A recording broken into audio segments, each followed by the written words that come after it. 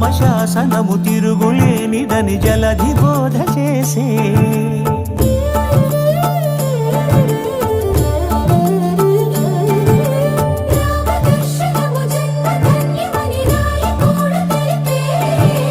రామరాజ్యమే పౌరులందరిని నీతి బాట నిలిపే రామ మంత్రమే తారకం బహుశక్తి ముక్తి సంధాయకం రామనామమే అమృతం శ్రీరామ కీర్తనం సుకృతం ఈ రామచంద్రుడే లోక రక్షయని అంతరాత్మ పలికే